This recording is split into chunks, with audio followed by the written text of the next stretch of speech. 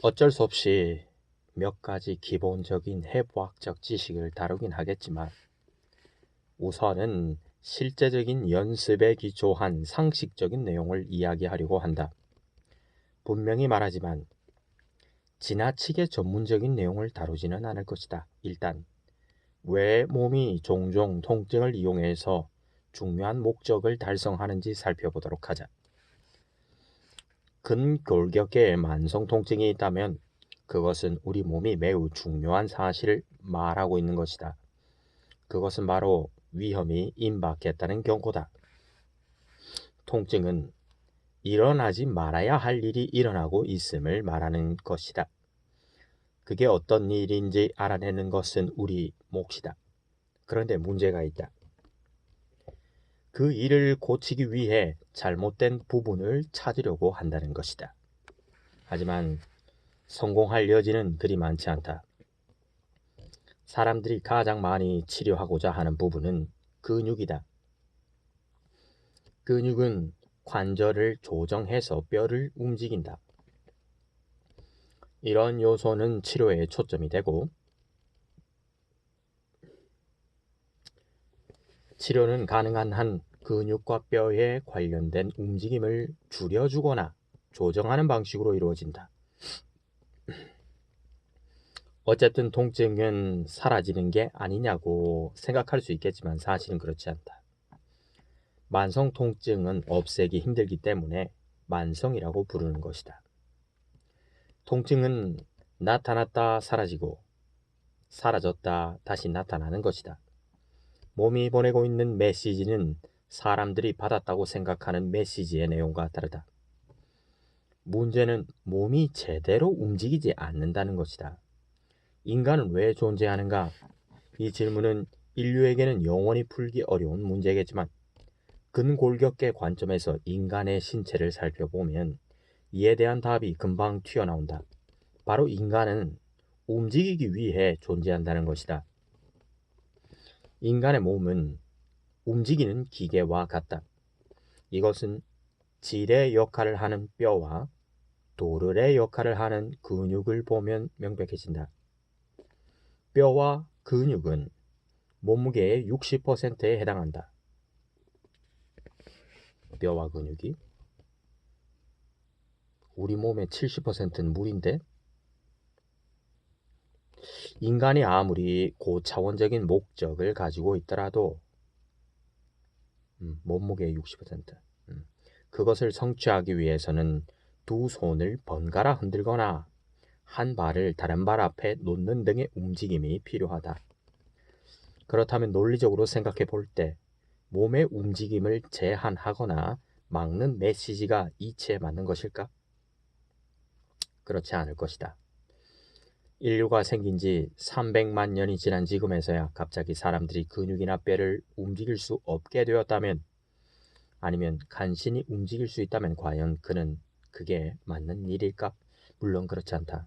그러나 사람들은 통증을 극단적으로 싫어하는 데다 몸이 주는 메시지가 다급해 보이지 않으면 큰 주의를 기울이지 않는다.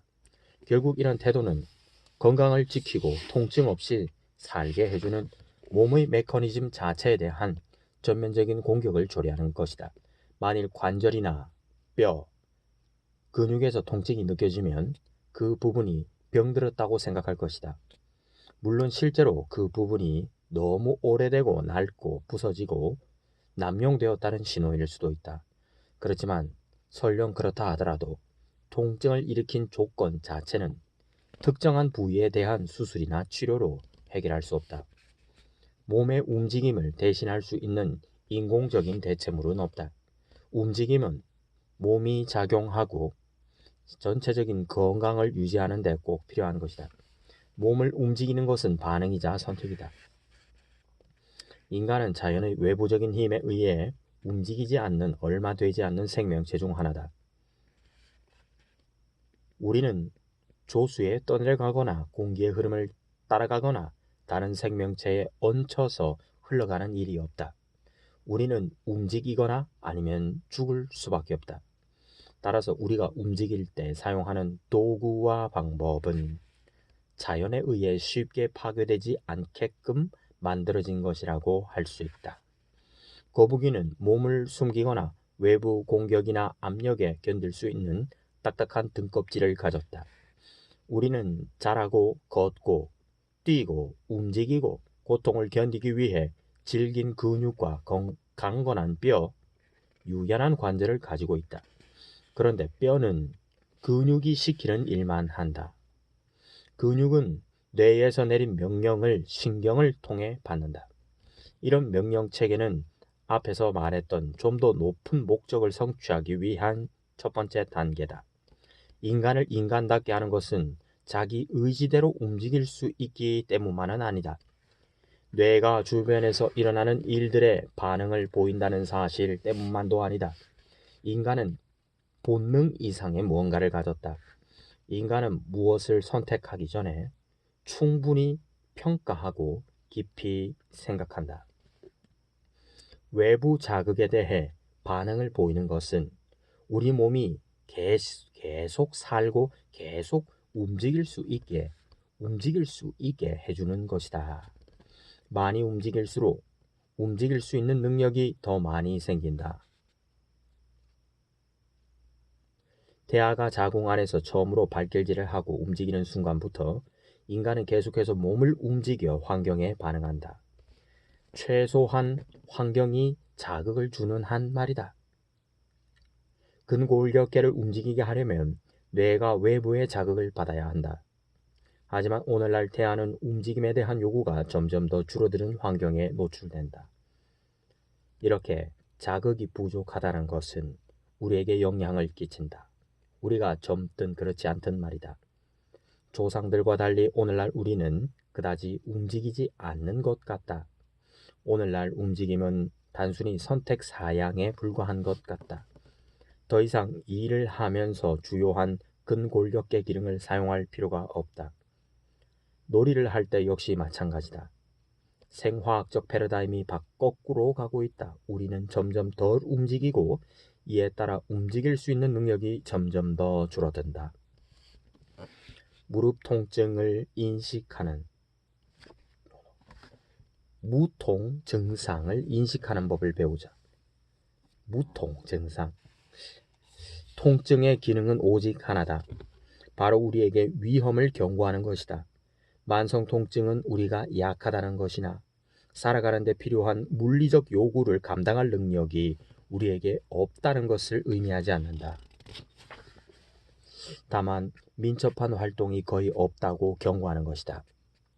이제 우리는 더 이상 충분히 걷거나 뛰지 않고 활동 집약적인 환경에 반응하지 않는다. 우리 몸이 기능장애 상태에 빠졌다는 것이고 더 이상 활동을 통해 충전하지 못한다는 것이다. 이것은 내가 직접 환자들을 치료하면서 내린 결론이다. 우리 몸은 우리가 기능장애를 겪고 있다는 것을 말해주기 위해 통증을 일으키는 것 외에 다른 방법을 사용하기도 한다. 바로 움직임이 부족하다는 것을 알려주는 것이다. 즉, 몸이 뻣뻣해지고 둔해지고 다치기 시작한다. 무릎과 발이 바깥쪽으로 향하고 어깨가 안으로 굽는다. 엉덩이가 뒤틀어지기도 한다. 헬렌을 예로 들어보자. 헬렌은 왜 자꾸만 균형을 잃는지 알기 위해 캐나다에서 찾아왔다. 그녀는 계단에서 구르고 의자에서 일어나면서 꼬꾸라지곤 했다. 걸을 때에도 무언가에 발이 살짝 걸리거나 방향을 바꾸려고 하면 힘없이 넘어졌다. 다행히 큰 상처를 입지는 않았고 기껏해야 멍이 드는 정도였다. 하지만 그녀는 도대체 무엇이 문제인지 알고 싶었다. 귀 안쪽에 문제가 생긴 것일까? 시력이 좋지 않아서일까? 아니면 몸이 허약해진 것일까? 나는 그녀와 얼마간 대화를 나누었다. 퇴직하고 나서 그녀는 주로 독서와 영화 감상을 하며 시간을 보냈다고 했다. 그게 바로 문제였다. 그것들은 모두 움직임이 없는 일이다. 헬렌은 방에 들어앉아 좋아하는 작가의 책을 읽거나 좋아하는 배우가 나오는 영화를 보며 오랜 시간을 보냈다. 그동안 그녀의 움직임은 절대적으로 부족해졌다. 그리고 그 결과 균형을 담당하는 근육이 더 이상 역할을 해내지 못할 만큼 약해졌다. 그녀는 똑바로 걸을 수 없었고 이동할 때 무의식적으로 벽이나 가구를 손으로 짚었다. 게다가 허리에 통증이 생겼다. 하지만 중요한 자세를 교정하고 걸을 때 사용되는 몇 가지 근육에 의도적인 자극을 주는 치료를 받은 후 그녀는 똑바로 걸을 수 있었고 허리 통증으로부터도 해방될 수 있었다.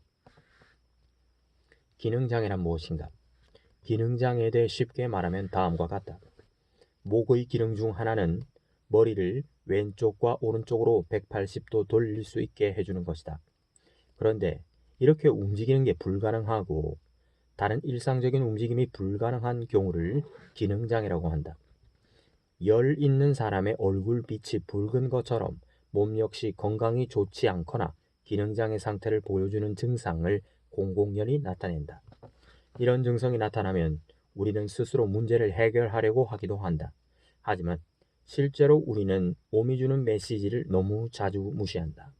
진통제를 먹거나 수술을 하고 인체공학적 완화제를 사용하면서 몸이 주는 메시지를 지우고 있다. 우리 몸을 인공적인 기준과 절차에 순응시키려고 하는 것이다. 나는 22살 때 처음으로 통증을 경험했다. 나는 대학 풋볼 선수로 활동을 하기도 했고 건설 현장 임무로 일하기도 했으며 해군에서 전투 훈련을 넉넉히 이겨낼 정도로 건강했다. 그런데 전쟁터에서 총상을 입고 난 후에 끊임없이 통증에 시달렸고 순식간에 무능력한 상태로 굴러떨어졌다. 그 과정은 급속도로 진행되었다.